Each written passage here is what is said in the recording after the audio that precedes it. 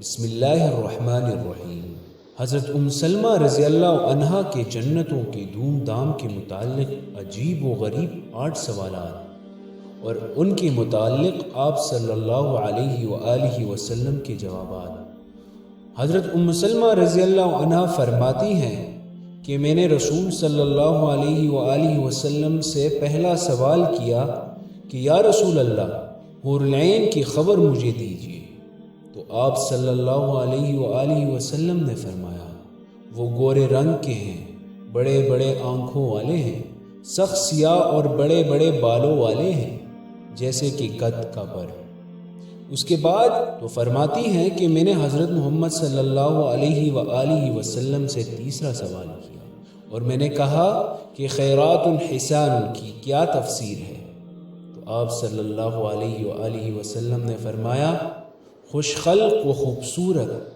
پھر میں نے اگلا سوال کیا، میں نے کہا بیض مکنون سے کیا مراد ہے، تو آپ صلی اللہ علیہ وآلہ وسلم نے ارشاد فرمایا ان کی نزاکت اور نرمی انڈے کی اس جھیلی کی مانند ہوگی جو اندر ہوتی ہے۔ پھر فرماتی ہے کہ میں نے حضرت محمد صلی اللہ علیہ وآلہ وسلم سے 5واں سوال کیا، میں نے عرباً اثراباً کی معنی دریافت کیے، تو رسول صلی اللہ علیہ وآلہ وسلم کا جواب آیا اور انہوں نے فرمایا اس سے مراد دنیا کی وہ مسلمان جتنی عورتیں ہیں جو بالکل بوڑھی ہو چکی تھیں، اللہ تعالیٰ نے انہیں نئے سرے سے پیدا کیا اور کنواریوں اور خاوندوں کی چہیتیاں اور خاوندوں سے عشق رکھنے والیاں اور ہم عمر بنا دیا۔ میں نے 6واں سوال کیا اور پوچھا کہ یا رسول اللہ، دنیا کی عورتیں افضل ہیں یا حور عین ہیں؟ جواب آیا اور فرمایا دنیا کی عورتیں حور عین سے بھی افضل ہیں، جیسے استر سے ابرا بہتر ہوتا ہے۔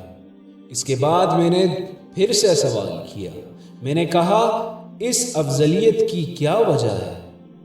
حضور صلی اللہ علیہ وآلہ وسلم نے بڑے پیارے انداز سے فرمایا نمازیں، روزے اور اللہ تعالیٰ کی عبادتیں۔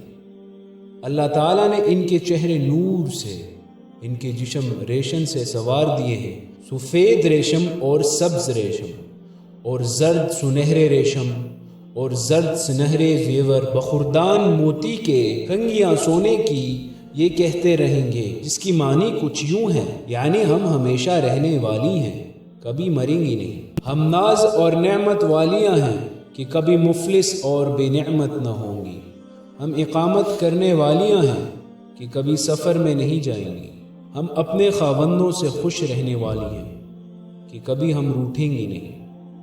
خوش نصیب ہے وہ لوگ جن کے لیے ہم ہیں اور ہم ان کے لیے۔ اس کے بعد فرماتی ہیں کہ میں نے حضرت محمد صلی اللہ علیہ وآلہ وسلم سے 8واں اور آخری سوال کیا اور میں نے پوچھا یا رسول اللہ، بعض عورتوں کے 2 3 4 خاوند ہو جاتے ہیں، اس کے بعد اسے موت آتی ہے، مرنے کے بعد اگر یہ جنت میں گئی اور اس کے سب خاوند بھی گئے تو یہ کسے ملے گی؟